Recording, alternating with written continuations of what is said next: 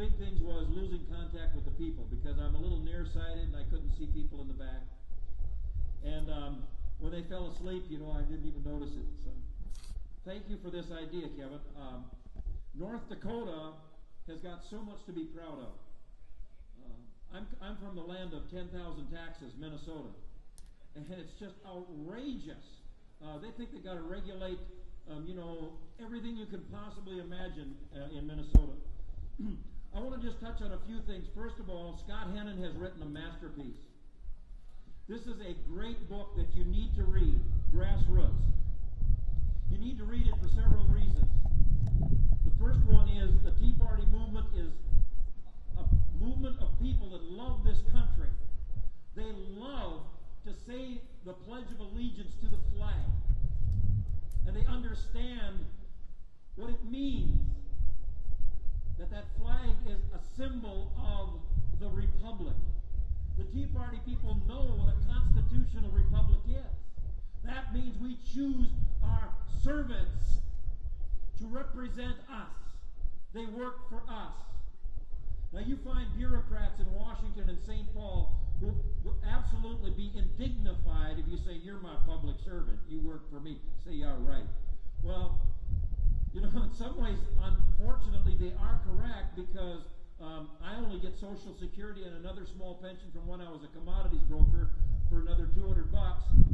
People that have been in the government for a while, they get $5 or $6 trillion a week as a pension, something like that. I don't know. But the fact of the matter is, there are some dear, precious women that were school teachers or worked as a clerk, or there's some men that worked in a gas station or on the farm, and all they're getting is the minimum Social Security. And their public servants are getting triple and quadruple. That's just absolutely immoral. And it shows the enormous potential that we have to cut spending without raising taxes. I urge you to get this book, Grassroots, because Scott goes into detail about these issues that are so important, but he also helps people realize that the Tea Party people are just folks that have had enough, taxed enough already, belittled enough already. People who understand that the price of freedom isn't free, that it is blood-bought. I tell you, I went back to an honor rally with about 500,000 Tea Party people in Washington, and the respect they showed for Martin Luther King's memory and his niece as they gave a standing ovation, and the respect they showed for the venue of our Capitol when they cleaned every piece of paper. There wasn't a gum wrapper left after 500,000 people left. And those people of every race and tribe and denomination sang Amazing Grace to close that thing. They understood that the Founding Fathers, the secret of our Founding Fathers, the very secret of our government that became the richest, strongest, most free, and most generous nation in the history of mankind, was built on the faith of our Founding Fathers, who understood, hey, I can't handle too much power. I will blow it. So they wanted to be sure that we had a lot of checks and balances and limits and constraints. Patrick Henry said we can't pass that Constitution unless we further tie it down with the Bill of Rights.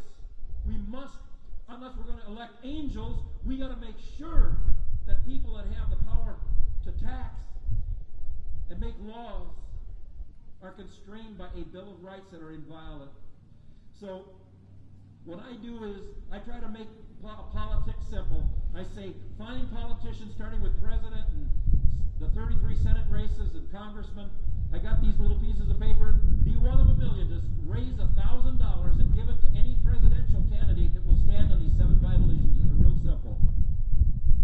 Support the original intent of the Constitution. Provide the best possible defense of the United States on our borders. Close our borders to invasion. This is right out of the Constitution. We must repeal socialized medicine. I just had knee surgery last year. 2 days ago, I walked 6 miles. If I would live in England where they have socialized medicine, I'm too old. I'm 65. I'm going to be 66 next month. I would have been handed a cane. It would have been against the law for a doctor to give me surgery. Now, I would have been out of the battle. I can go door to door. I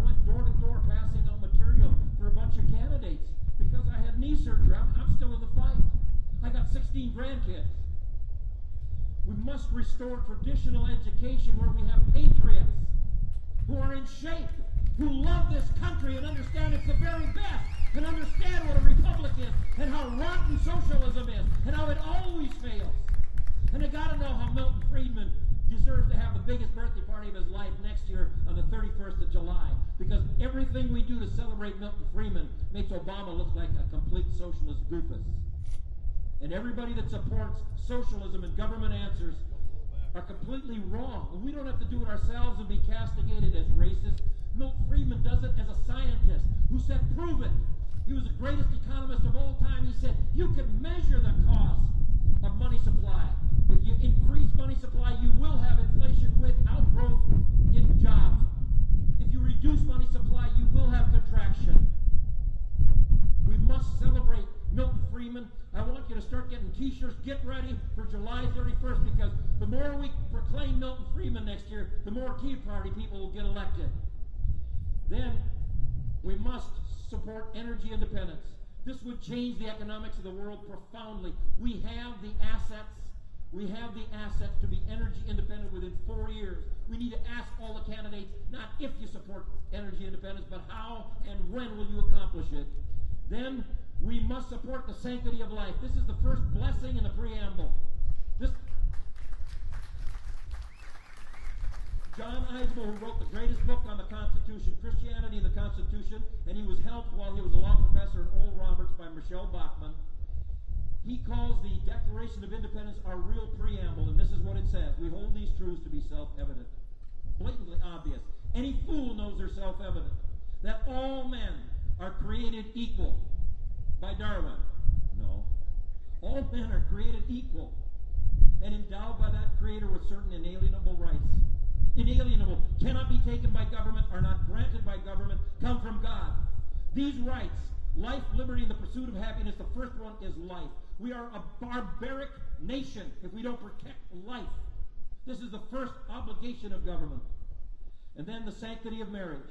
We must protect the children from being adopted by active, aggressive homosexuals. I'm sorry. We must protect the sanctity of marriage.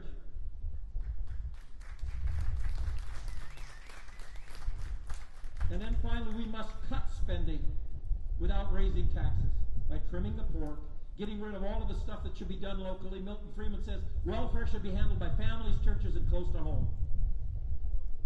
You see, if you give a neighbor some help, for some temporary help, he'll be thankful, and he will still be upwardly mobile. He'll still want to improve. He'll want to be worthy of that help. He'll want to be a good investment.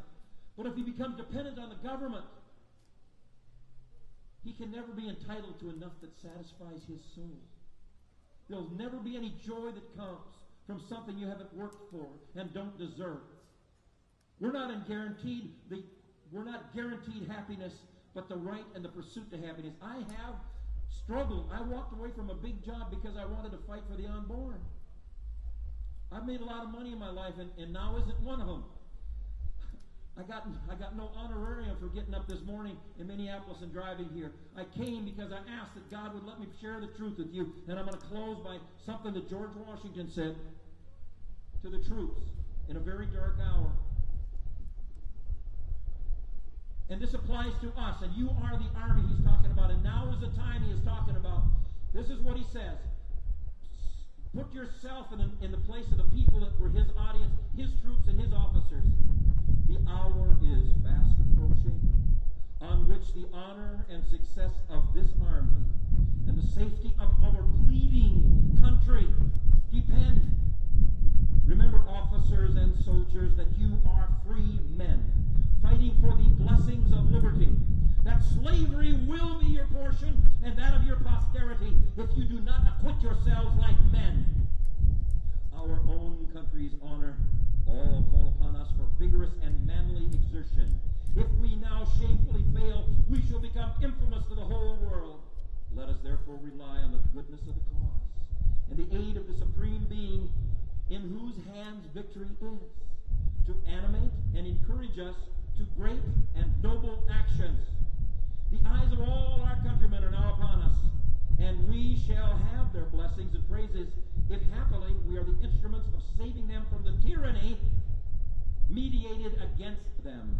Let us therefore animate and encourage each other and show the whole world that a free man contending for liberty on his own ground is superior to any slavish mercenary on earth. God bless you all, and God bless the Tea Party.